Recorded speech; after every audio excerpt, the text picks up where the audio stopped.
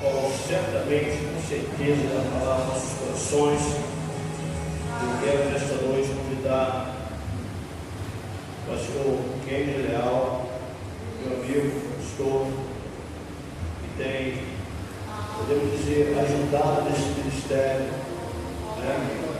Sido as cursos do Rio conosco aí, para a produção, fortalecido o povo com a palavra. Pastor, vamos no mundo. Eu vi um texto falando assim, eu até transmito essas vezes aos irmãos, às pessoas, que amigo não é aquele que chega primeiro, mas amigo é aquele que chega junto. Isso é verdadeiramente. E Deus seja abençoado com esse amado pastor, nosso amado irmão Francisco também, e com os irmãos aqui estão. Então hoje é a oportunidade do pastor estar trazendo a palavra, também querido. Vamos orar, Deus possa abençoar o amado, continua abençoando, Deus amado, que está segundo o teu dia, vai comermos ter trazido a tua palavra. E que possa usar assim como tem feito, Pai amado, como canal de bênçãos, instrumentos, amado, para falar aos nossos corações.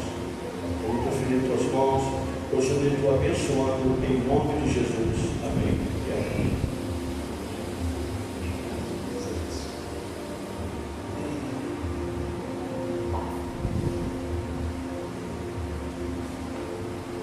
Graça e paz de Jesus, boa noite, povo de Deus. Amém. É alegria poder estar aqui mais uma vez com vocês e poder hoje servir a vocês com a palavra de Deus. Me permita nessa prévia me apresentar, o pastor já veio se apresentou, mas você que não nos conhece, servimos a Deus há algum tempo no ministério da palavra. Isso da minha juventude, o Senhor me chamou para o campo missionário e eu entreguei tudo que eu tinha, meus sonhos, meus projetos, minha vida para poder ganhar almas.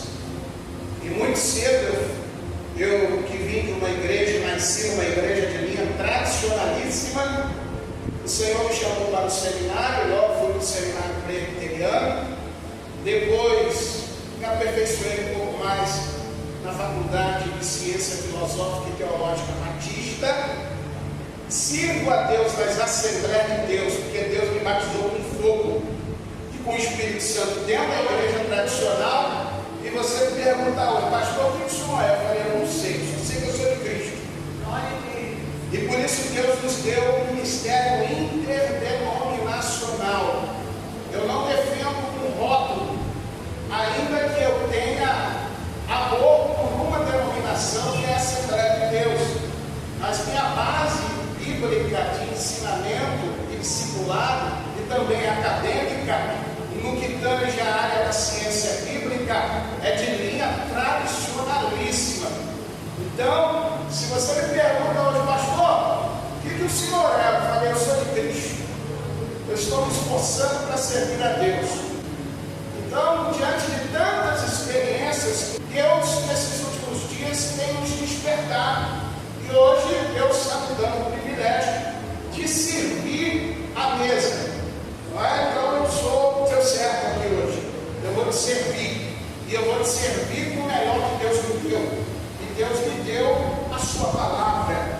E eu quero fazer menção da mesma no livro do profeta Ezequiel. Livro do profeta Ezequiel, a Deus toda a honra e toda a glória, capítulo de número 1, versículo 1 ao 3, e depois capítulo 40, versículo de 1 ao 5. Livro do profeta Ezequiel, capítulo de número 1, versículo 1 ao 3, depois o capítulo de número 40, do verso 1 ao verso de número 5. Deus seja louvado pela vida dessa igreja, da vida do nosso pastor Luiz. Mas a Bíblia nos diz assim no capítulo 1 do livro do profeta Ezequiel: e aconteceu no 30º ano, no 4º mês, no 5º dia do mês,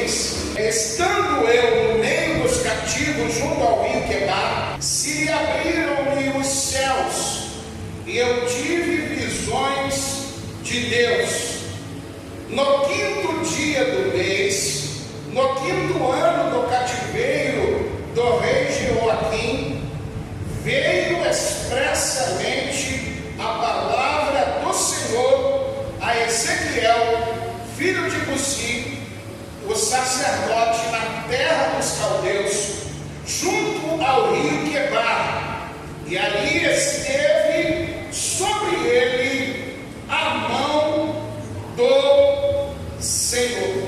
Capítulo de número 40, versículo 1 ao versículo de número 5. Grave essa expressão: e ali estava sobre ele a mão do Senhor. Não foi isso que fechou o versículo de número 3? E estava ali sobre ele a mão do Senhor. Capítulo 40, verso 1 ao 5. No ano 25º do nosso cativeiro, ou 25º do nosso cativeiro, no princípio do ano, no 10º dia do mês, 14 do ano, depois que a cidade foi conquistada, naquele mesmo dia, veio sobre mim a mão do Senhor e me levou para lá. Em visões de Deus, me levou à terra de Israel e me pôs sobre um monte muito alto, como eu podia avistar edifícios. Havia cidade para o lado sul, e havendo-me levado ali, eis que um homem, cuja aparência era como de bronze, tendo em sua mão um cordel de medir de linho, e com uma cana de medir, estavam em pé à porta. Você percebe que eu estou lendo pausadamente, para você entender um pouco o que está sendo lido.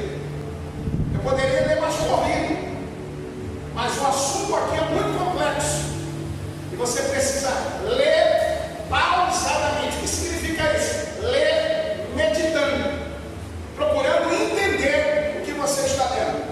Versículo de número 5. Glória a Deus. Versículo de número 4. E havendo-me levado ali, e disse-me o homem: filho do homem, vê com os teus olhos, e ouve com os teus ouvidos, e põe no teu coração tudo quanto eu te fizer saber, porque para te mostrar o que foste tu aqui trazido, anuncia, pois, à casa de Israel tudo quanto vires. Verso 5. E havia um muro fora da casa, em seu redor, e na mão daquele homem uma cana de medir de 6 côvados, cada um dos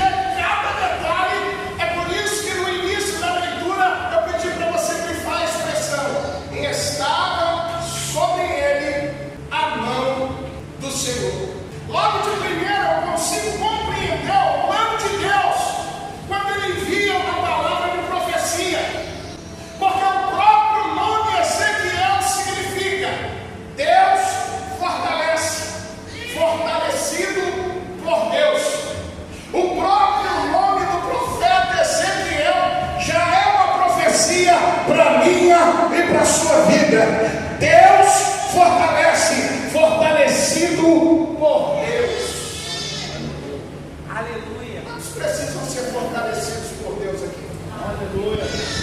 Quantos necessitam que Deus lhe fortaleça em alguma instância da sua vida? Dê um sinal para mim. Oh, glória. Então essa profecia é para nós. Essa profecia é exatamente para o agora. Mas dentro de uma visão panorâmica, no ano 573 a.C., o profeta Ezequiel, dentro do cativeiro, recebe essa profecia, essas visões miraculosas. E note que, não obstante ao cativeiro que durou 70 anos na Babilônia, Deus deixou de visitar aqueles que tinham um compromisso com Ele. E a guisa ainda de introdução, eu quero aplicar esta verdade bíblica na nossa vida. Não obstante os problemas e lutas que nós enfrentamos, ainda tem a boa e poderosa mão do Senhor sobre a minha e sobre a tua vida. Dentro desse contexto bíblico de visões e de um texto complexo e medio, como uma cana de medir, e um homem apareceu. Esse homem, aqui no livro de Ezequiel, é um anjo, é um ser angelical. E o próprio Deus, em uma visão, leva o profeta para ver, ouvir e contemplar as coisas que estavam acontecendo e que iriam acontecer. Eu quero aplicar essa verdade na nossa vida. Se você servir a Deus, a lei de mão do Senhor está sobre a tua vida. Deus não te deixará confundido e nem envergonhado.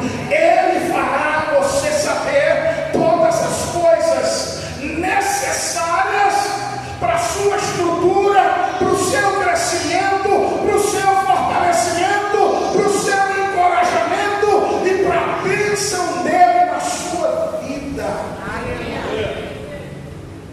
Deus não deixa que aconteça nada na vida de um servo e de uma serva de Deus sem antes revelar, sem antes mostrar.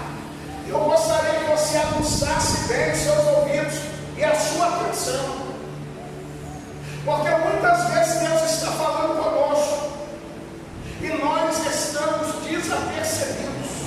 Você vai constatar nessa palavra que Deus é um Deus de detalhes.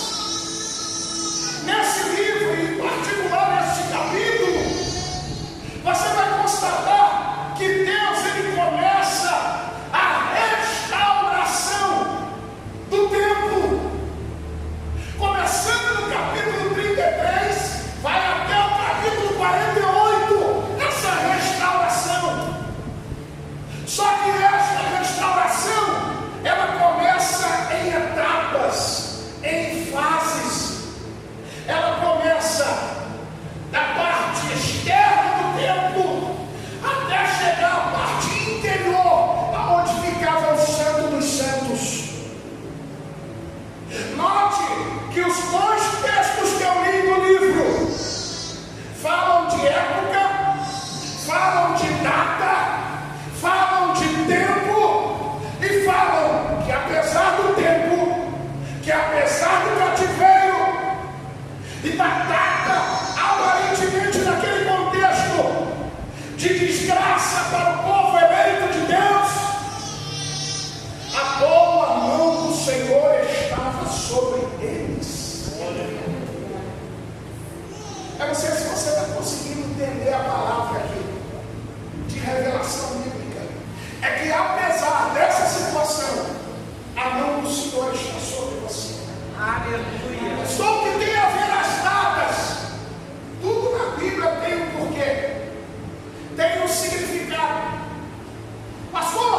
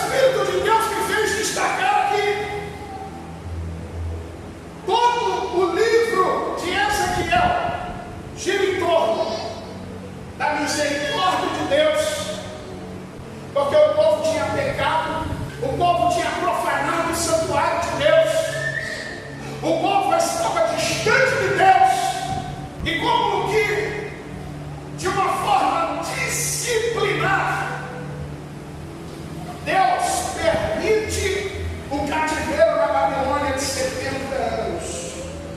Note aqui que tudo que o homem semeia, ele vai colher. Se na carne, ele vai colher o que produz a carne. Sabe qual é o resultado, o produto total ao final da carne? A morte, a destruição, a desgraça, a ruína, a frustração, a tristeza, a depressão e o suicídio. As obras da carne, elas deram destruição.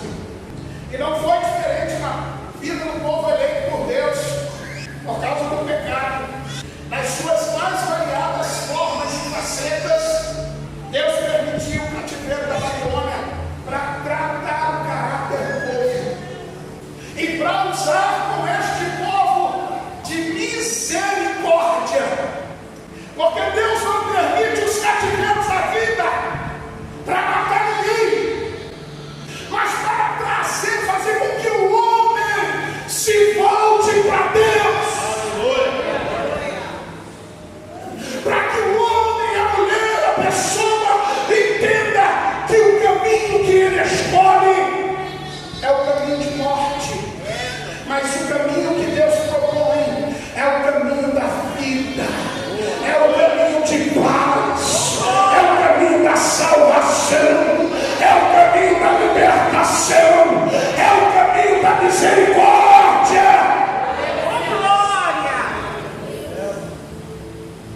A outra palavra que é destacada aqui é renovo. Renovo de quê? Renovo da aliança. Nós vivemos em um tempo onde tem muitos modismos, e três coisas são destacadas nesse tempo, nesse período de pós-modernidade. Um lado são os formalistas. Deus não pode fazer, afinal de contas, não foi assim que eu aprendi nos oráculos de Deus, e de forma teórica, filosófica, acadêmica e intelectual, tenta dizer o que Deus tem que fazer. Deus não está limitado ao QI, a capacidade de raciocínio humana. Deus é muito mais além. Somos nós que temos que nos curvar diante da sabedoria e do poder de Deus. Por isso, há muita gente formalista. Por outro lado, aos fanáticos, ou são os extremos, tudo é diabo, tudo é capeta, tudo é demônio, tudo é anjo, tudo é mistério, tudo é tchaladamás. E também não é dessa forma, porque o fanatismo é uma crença desequilibrada, sem fundamentação bíblica, que deixa o homem a mercê dos ataques do diabo também, porque ele não consegue discernir o que é Deus, o que é o homem e o que é a manifestação do diabo. E nessa tem muita gente doida, maluca. E o terceiro grupo são os emocionalistas. Esse grupo é o que mais está se mais está em voga nesses dias. Tem movimento, tem balada, tem movimentação. Deus está ali. Na maioria das vezes, não é Deus que está naquele movimento. Pastor, com que autoridade o senhor fala isso? Da Bíblia. Sabe o que eu aprendi na caminhada? Quando o Espírito de Deus age, primeiro ele traz consciência de pecado. Quando o Espírito de Deus age, ele gera no nosso coração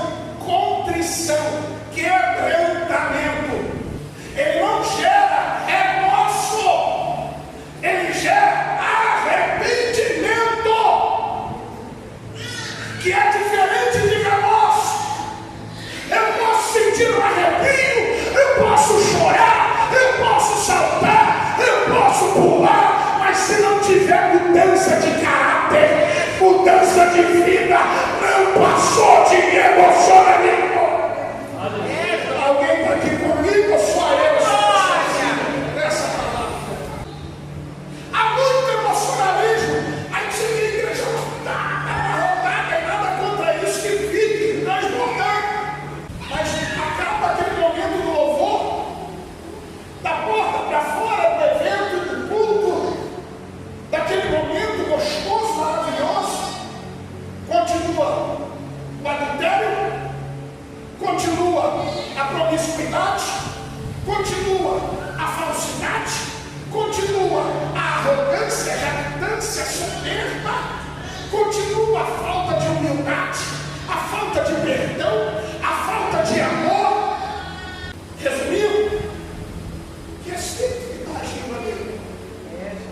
Mas não foi um mover poderoso, mas por que não mudou o caráter? E vai o que eu aprendi na Bíblia. Quando o Espírito de Deus age, ele muda o homem de dentro para fora. Ô glória! A pessoa não consegue viver da mesma maneira. Alguém está aqui comigo nesta palavra? Eu sei que é confrontante e vai apertar só mais um pouquinho, mas é por bem, tá? Vocês estão tão calados. Está ficando tensa a coisa, né? Mas é assim mesmo. Tá gostoso? Remédio é bom, é remédio bíblico, colocado na dosada certa, da maneira correta, porque até quem exorta tem que usar esse tom com sabedoria, com amor, com biblicidade. A palavra de Deus tem que endossar tudo, porque senão não tem mudança de vida. Deus confronta, mas Deus não afronta ninguém. São palavras que parecem similares, mas são opostos. Confronto te traz a realidade, te dá um choque de lucidez, te chama para perto de Deus.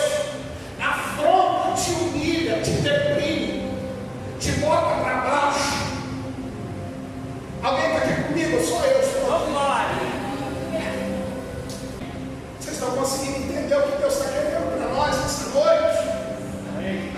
Uma outra palavra aqui, além de renovo, é a palavra restauração, e a última delas é a palavra esperança. Primeiro, Deus entra com a sua misericórdia, porque a misericórdia do Senhor são a causa, ou é a causa de não sermos destruídos, pois as suas misericórdias não têm fim, e novas são a cada manhã. Lamentações de Jeremias, capítulo 3, a partir do verso de número 20. O que é renovado na vida do homem, há um equívoco interpretativo, não porque a palavra de Deus se renova a cada manhã. Não é a palavra de Deus que se renova a cada manhã. Ô glória! O que se renova são as misericórdias de Deus em favor da minha vida. Porque eu colocaria em dúvida a verdade santa. Porque Jesus ensinou: passará os céus e a terra, mas as minhas palavras não hão de passar. Ela não é uma verdade humana, ela é a verdade de Deus, e uma vez que ela é liberada, ela não volta vazia, ela produz o resultado pela qual o Senhor envia. Ô glória! Porque a palavra de Deus é a própria manifestação desse Deus a cada um de nós. Em Deus não há mudança, nem dúvidas e nem sombra de variações. Deus não é como o homem. Hoje é verdade, amanhã é mentira. Hoje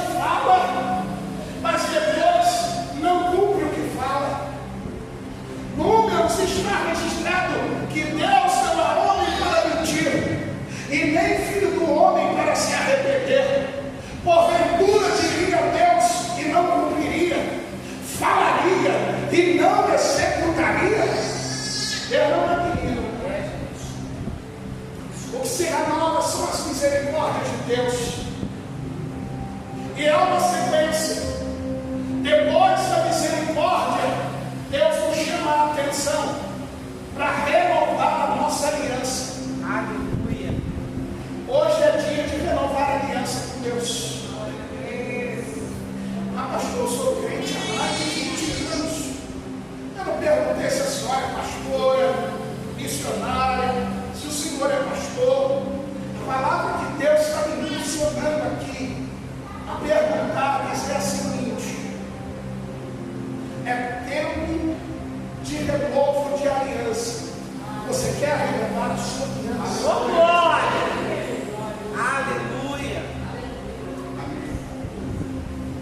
Uma coisa que o Espírito de Deus, pastor Luiz, está me lembrando aqui, é que todo esse episódio do capítulo 40, começando do 33 ao 48 de restauração, ele segue uma sequência, porque não pode haver renovo de aliança sem misericórdia, não pode haver renovo de aliança sem restauração, e não pode haver restauração se não houver a boa mão do Senhor sobre a nossa vida. Você não conseguiu entender a palavra?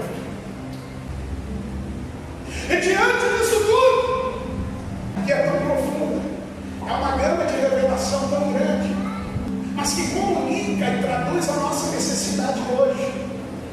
Sabe por quê? Há muita gente formalizando as coisas de Deus, fanatizando as coisas de Deus e tornando as coisas de Deus emocionais demais. O Espírito Santo, quando age, ele traz a emoção, mas a emoção não pode trazer o Espírito Santo. Grave isso. Eu nunca me esqueci disso, porque quando o Espírito age, é impossível você não sentir o teu coração queimar. E quando não sente, você é confrontado no seu entendimento, passa um filme na sua frente, da sua vida, da sua história, da sua caminhada, do seu momento, do seu tempo, do seu presente e o que será do porvir. Porque a profecia trabalha o passado, te projeta no presente, mas te faz vislumbrar a esperança de um futuro promissor e poderoso em Deus. Aleluia. Que as coisas não vão continuar como estão, porque Deus promete restauração. Deus tem uma nova e viva esperança para o seu povo. Note que na sequência, misericórdia, renovo de aliança, depois restauração e, em último lugar, esperança. Por que restauração? Por que não construção? Porque Deus está mandando uma palavra ao povo que conhecia quem Ele era. Deus está enviando uma palavra ao seu povo que tinha desfrutado do seu poder ao longo das épocas, desde quando saíram da terra do Egito, da casa da servidão. Deus não está liberando essa palavra nessa igreja à toa. Ele está liberando essa palavra para alguém que já viu milagre. Ele está liberando essa palavra para alguém que já experimentou a glória, a presença de Deus. Deus não erra quando manda a sua palavra. Ele está enviando essa mensagem para alguém que já viveu dias de glória, de bênção, que já viveu um tempo sine qua non na sua vida, que já viveu um momento maravilhoso, sabe, de paz, de alegria, mas que hoje, não obstante aos cativeiros, se abateu, se esfriou, se entristeceu. Quem sabe está desesperançoso, desesperançosa, diante de tantos desafios, e você pode exclamar: acontecer comigo? O que vai acontecer com a minha família? O que vai acontecer com a minha vida daqui para frente? Eu não sei se você já pensou sobre isso, quanto a isso, mas eu penso nisso. Como deve ser a minha vida primeiro com Deus? Porque toda restauração, ela implica trabalho, ela implica dedicação, porque, como já disse, reconstruir dá mais trabalho do que construir. Por quê?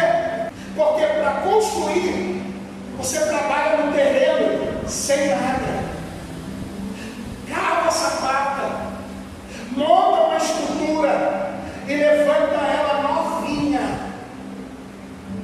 Mas para reconstruir, você tem que mexer naquilo que é velho, naquilo que está podre, naquilo que está ultrapassado, que sofreu fragmentação pelo tempo e pelas circunstâncias.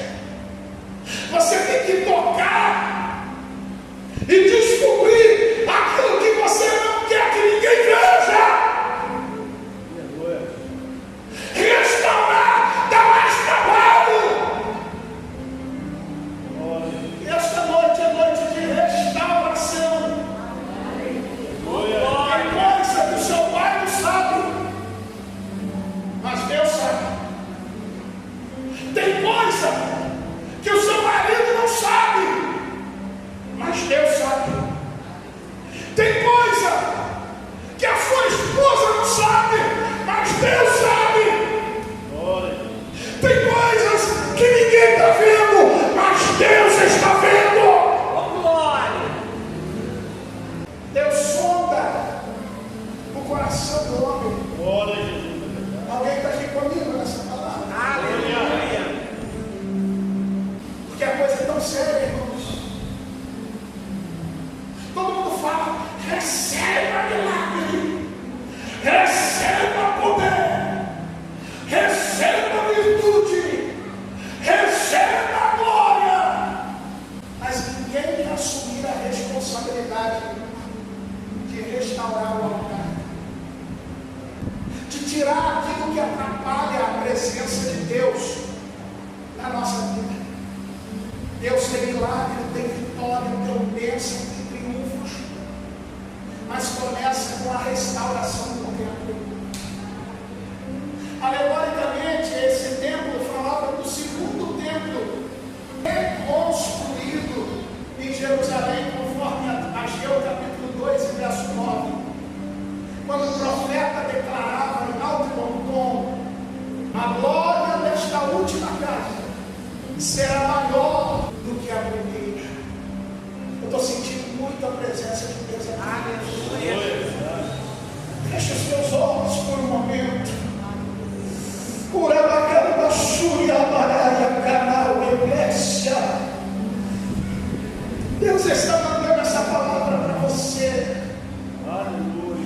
A glória desta última casa será maior do que a primeira. Há um tempo de restauração, há um tempo de renovo, há um tempo de misericórdia. Entenda o tempo de Deus na sua vida. Peça para Deus essa noite, Deus. Restaura a minha vida, restaura a minha casa, restaura, Senhor, os meus sentimentos, as minhas emoções, restaura o meu interior, Senhor. E diante disso, irmãos, igreja do Senhor, mas Deus está me direcionando dessa maneira, para te chamar no pé do ouvido. É como Ele te chamasse no particular hoje, e no pé do teu ouvido o próprio Senhor começasse a te falar, e a falar a tua alma, a falar o teu coração, falar a tua vida, falar a sua situação. Diante disso tudo, que nós temos ouvido aqui. A boa mão do Senhor está sobre nós. Aleluia! Deus maravilhoso e eterno. A boa mão do Senhor está sobre nós. Maravilhoso Deus, aleluia. Se você for ler o capítulo 40, você vai constatar que o anjo tinha uma cana de medir, um cordel de linho. E ele começa com medidas exatas. Mediu tanto e foi exato. E mediu outro tanto e foi exato. Porque o nosso Deus se preocupa com detalhes. Porque para o Senhor isso é importante. Quem sabe para Deus, esse é o detalhe que falta para Deus mudar a sua história. Quem sabe esse seja o ponto que Deus queira entrar, usar para mudar a biografia da sua vida. Eu quero me preparar para concluir essa palavra. É que é tempo de nós pararmos diante dos desafios que nós temos e clamarmos a Deus por misericórdia. E o Espírito de Deus acaba de me lembrar de quando eu citei que a restauração começou. O profeta enfocando a parte sul e a parte norte, que apontava para Jerusalém. A parte sul e a parte norte. Eu perguntei ao Espírito Santo por quê? Eu não sei se você sabe, mas de ontem para hoje, Israel foi decretado guerra absoluta. E como foi em 1973, na festa de Yom Kippur, festa das luzes, foram pegos de surpresa. O inimigo veio de forma feroz e dizimou pessoas, aterrorizou a nação de Israel.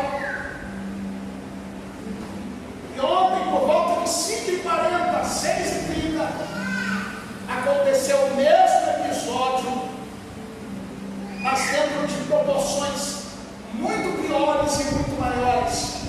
Pastor, o que isso tem a ver com essa profecia? O profeta recebe a visão e ele foca a parte sul e a parte norte. Você sabe onde aconteceram os piores ataques?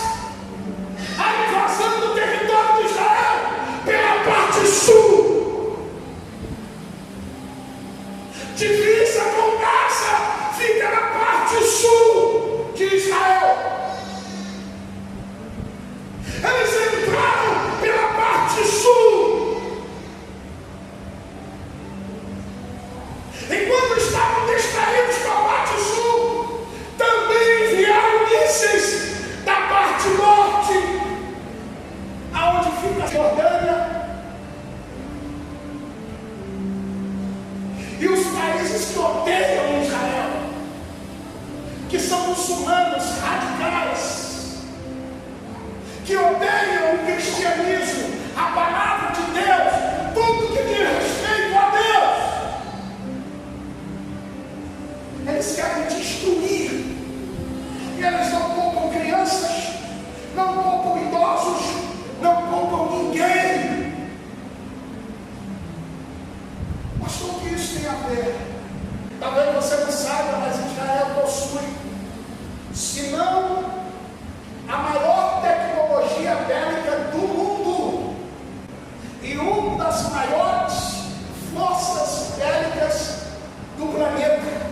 Só que segundo uma outra palavra, se o Senhor não edificar a casa, não guardar a casa, em vão fazem aqueles que tentam edificá-la e guardá-la. Se não for o Senhor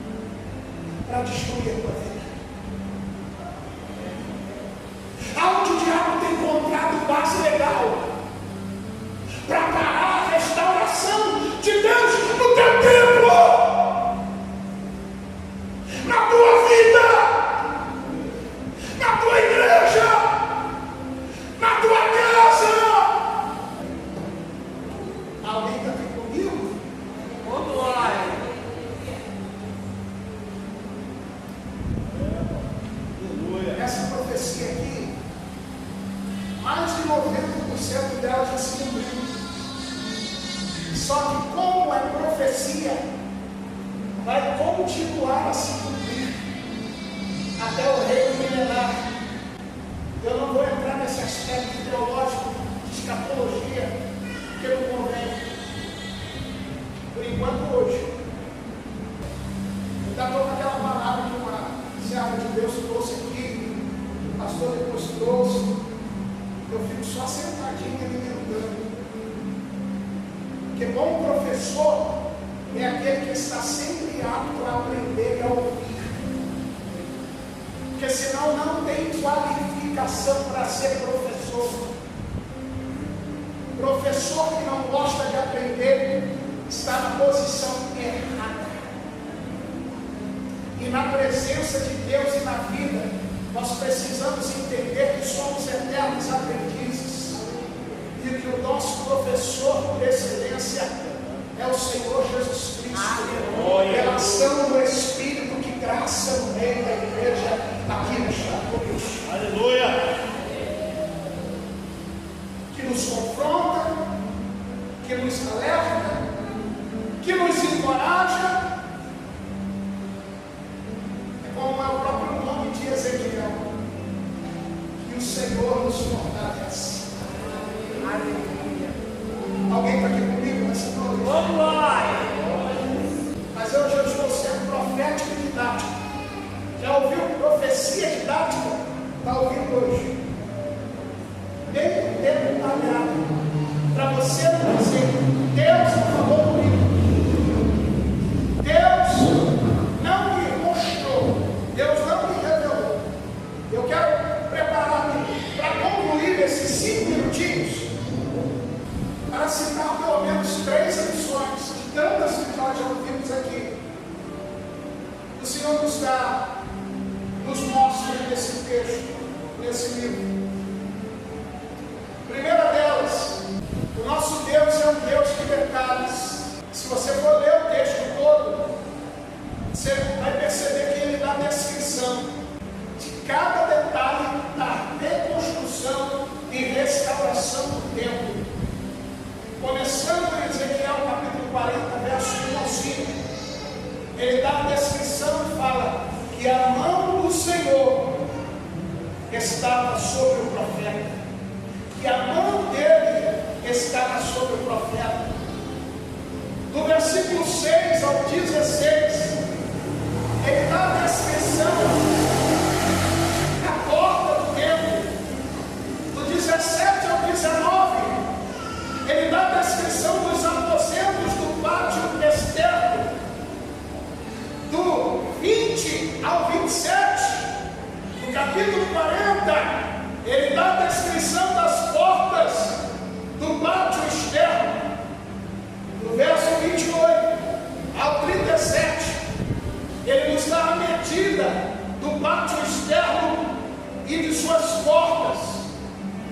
Do verso 38 ao 43, ele dá a descrição das mesas para o abate de sacrifício. E no verso 44 ao 47 do capítulo 40, ele conclui o capítulo dando a descrição da entrada do templo e do lugar santo, que apontava para a banda do sul e para a banda do norte. Pastor, o senhor leu aí, eu não entendi absolutamente nada. Então grave só a seguinte expressão: Deus é um Deus de detalhes. Ele se preocupa com cada detalhe. Aleluia.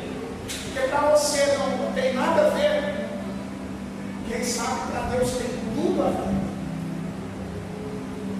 Porque o nosso Deus é um Deus zeloso. Eu vou usar aqui a palavra ciúme, mas não da forma que é compreendida, porque tem 2 significados.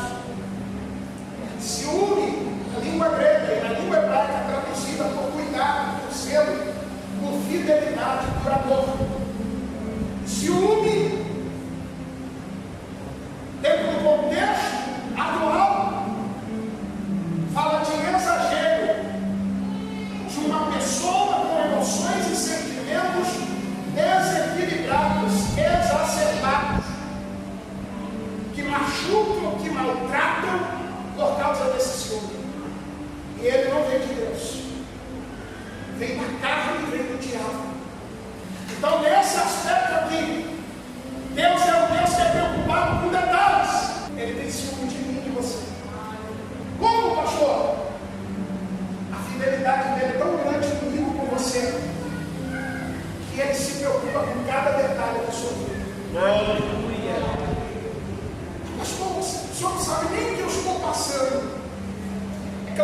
Senhor.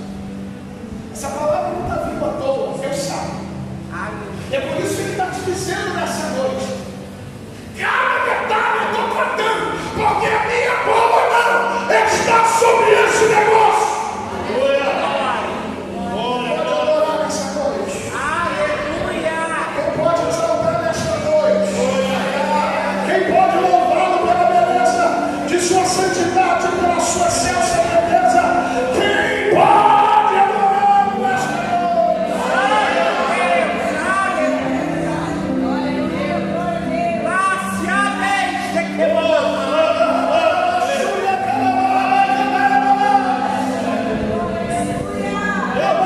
Estamos envolvendo aqui nesta noite.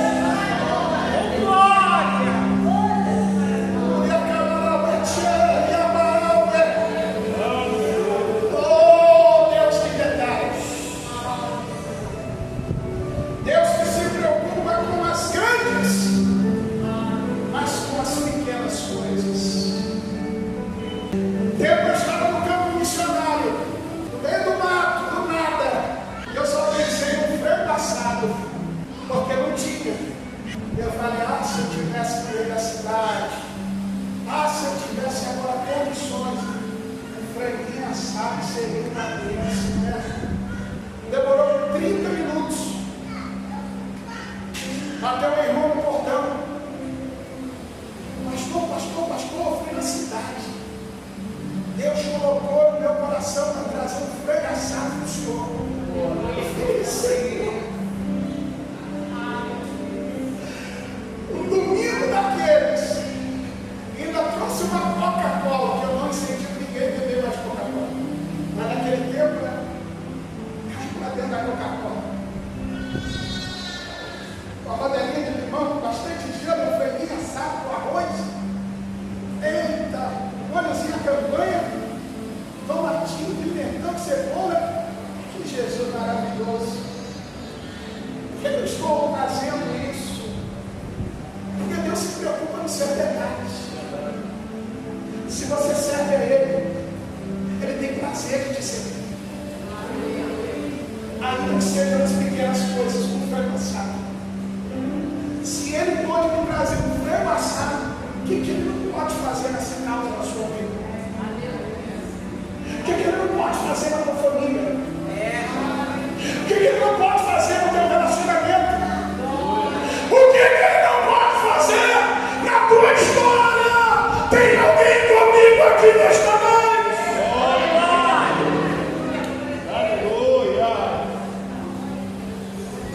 A Bíblia diz em 1 Coríntios 5, 6 ao 9, Gálatas 5, 9,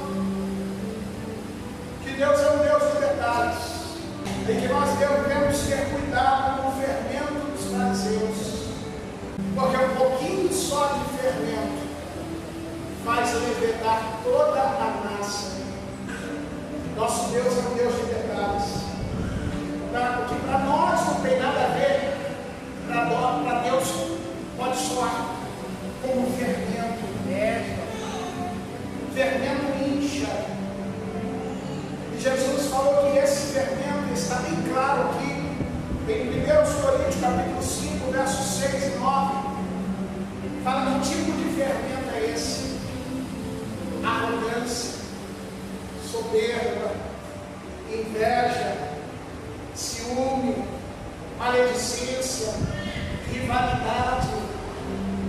Se você for ler o contexto aqui dessa palavra, uns diziam assim: eu sou de Paulo, eu sou de Apolo, ou eu sou de Cefas, de Pedro, e outros, eu sou do menor grupo, eu sou do grupo de Cristo.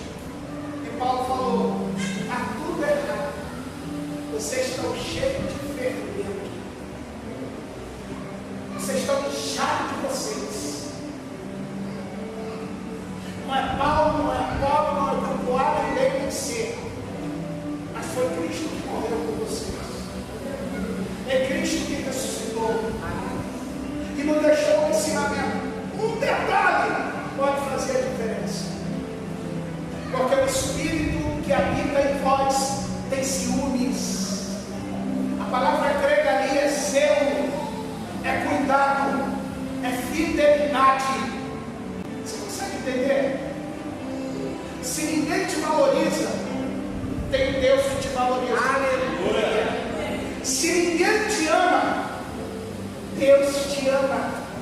melhor do que qualquer outra pessoa. Se ninguém te entende, Deus te entende. Porque Ele é minucioso. O bisturi de Jeová não é errado. A palavra de Deus é como um bisturi. O escritor aos Hebreus diz que a palavra do Senhor é como uma espada de dois gumes, e a mesma é apta para discernir os pensamentos e até as intenções do coração, e faz separação, bisturi, entre juntas, detalhe, e medulas. Alguém está aqui comigo? Porque a palavra não é do homem, a palavra é do Espírito. E é Ele que revela o nosso coração, conforme a nossa necessidade. Para concluir, além de nosso Deus ser Deus de detalhes, segunda lição, isso tudo, o templo descrito em Ezequiel era um lugar de pureza e de santidade. Não seria mais um templo que foi profanado em Jerusalém, mas seria um lugar de pureza e de santidade. Hoje muita gente quer glória, quer presença. Não, fica com êxtase. Mas quando chama na santidade, na conduta, na moral, na ética, no caráter cristão, acabou o relacionamento. Tem alguém aqui comigo? Aleluia. Glória a Jesus. A visão que ele viu foi de um templo onde tinha santidade e pureza. Porque senão a presença de Deus não poderia tomar conta daquele templo. Porque Deus é 3 vezes santo. Kadosh, Kadosh, Kadosh, Yahvé, Sabaoth. Santo, santo, santo é o Senhor dos exércitos. Everett et glorista. Toda a terra está cheia de sua glória. Ele é santo. Glória. Eu quero que Deus haja, eu quero que Deus opera, mas eu vivo de forma profana. Glória, glória a Deus. Não tem presença. Não pode ter milagre e manifestação de glória.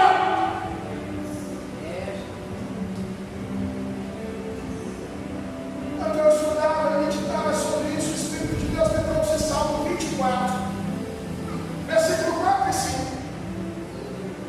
O Espírito de Deus me fez uma pergunta que eu quero fazer a vocês. Quem entrará no santo lugar? Quem estará no monte santo de Deus? E o salmista responde no Salmo 24, versos 4 e 5. Aquele que é limpo de mãos e puro de coração, que não entrega a sua alma à vaidade, à falsidade, e nem jura dolosamente de forma enganosa, esse receberá a bênção do Deus de Israel. Aleluia. Tem alguém aqui comigo? Glória. Diante do trono da glória, da presença de Deus, não tem como viver de forma profana, porque Ele é santo. 1 Pedro capítulo 1, versículo 15 e 16. Assim como é santo aquele que vos chamou, sejai, pois, vós santos em toda a vossa maneira de viver. Verso 16.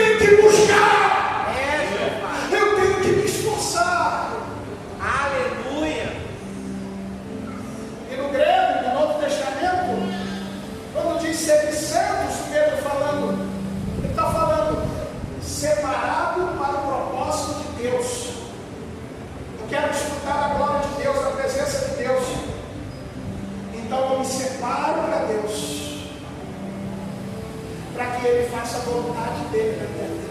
Aleluia. Alguém está aqui comigo? Ô glória.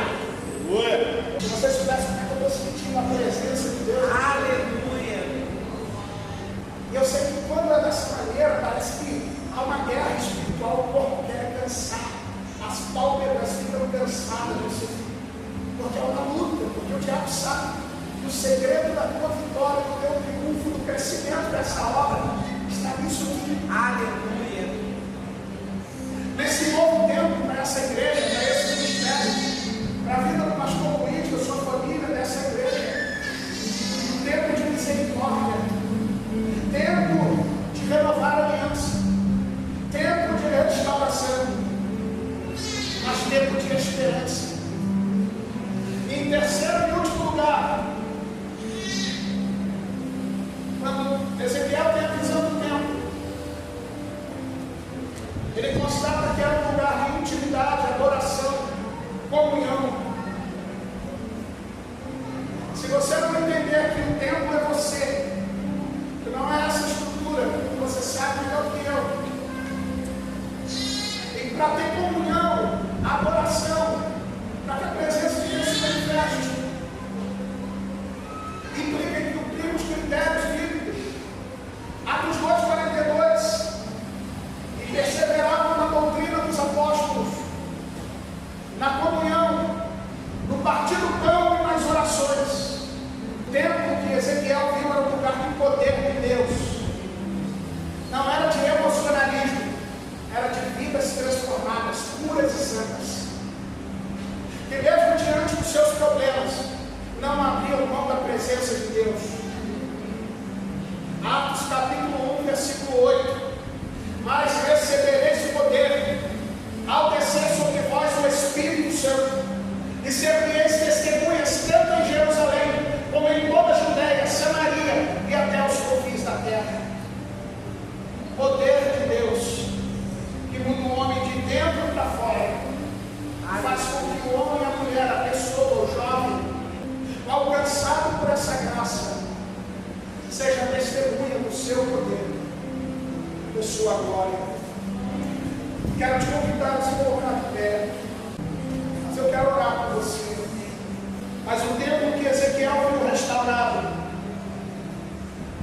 além de ser um lugar de intimidade, adoração e comunhão, um lugar de manifestação da glória de Deus, um lugar de renovo, de misericórdia, de restauração, era um lugar de esperança e era um lugar para buscar a sua presença.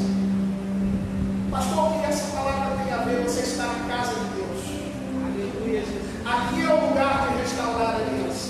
Aleluia. Aqui é o lugar de restaurar o altar. Aqui é o lugar de colocar as coisas em ordem. É, Jesus. Aqui é o lugar onde o Senhor cantou para alcançar a sua vida, a sua família, a sua casa. E tem usado a vida do nosso pastor Luiz, dessa família, dos seus liderados dessa igreja, para abençoar a sua vida. Eu gostaria que você curvasse a sua cabeça agora. Cura a maçuda, Aleluia, Jesus, que maravilhoso. Você ouviu essa palavra que não é de homem, é a revelação de Deus. E você entendeu que Deus falou com você, Aleluia, Jesus. que é um tempo novo na sua vida. Se você quer renovar a sua aliança com Deus, eu quero te convidar a sair do teu lugar e vir aqui ao altar. Porque eu vou descer no altar junto com você, porque todo dia eu faço isso. Senhor, eu quero renovo na minha vida. Eu quero restauração na minha vida. Eu quero restauração na minha casa. Eu quero restauração na minha história. Eu quero o novo de Deus na minha vida. Quem sabe você está afastado, afastada da presença de Deus. Deus está te chamando, volta. Volta para a presença. Volta para o lugar de comunhão. Volta para o lugar de aliança. Eu quero convidar os músicos aqui. E enquanto os músicos se posicionam,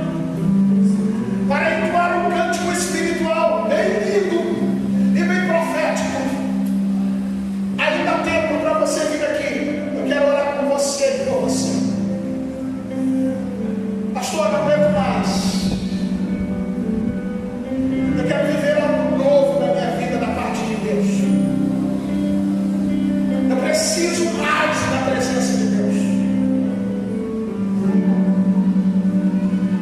Eu não estou conformado com essa situação. Hoje eu me inconformo com esta situação. Glória a Se Deus. você quer isso, Aleluia. sai do seu lugar e venha logo. Hoje. Eu não vou me alongar. Glória a Deus. Eu não preciso insistir. Há muitas pessoas ainda que precisam estar no altar. Eu ministrei num congresso onde Elaine Martins. Aleluia, aleluia, aleluia.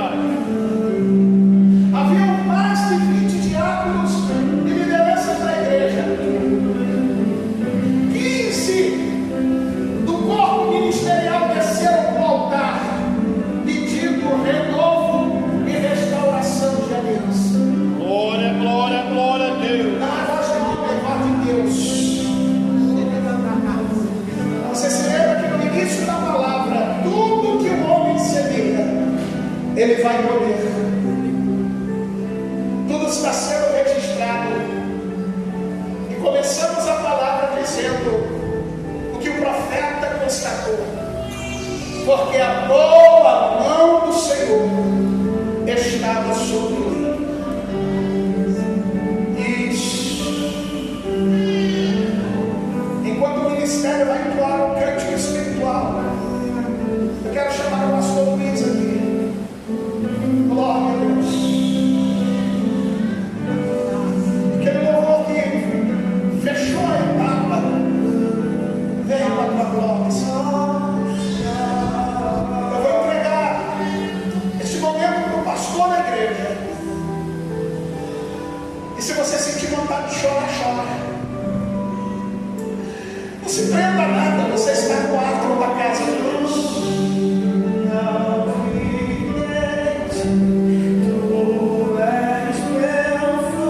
Aleluia, Jesus.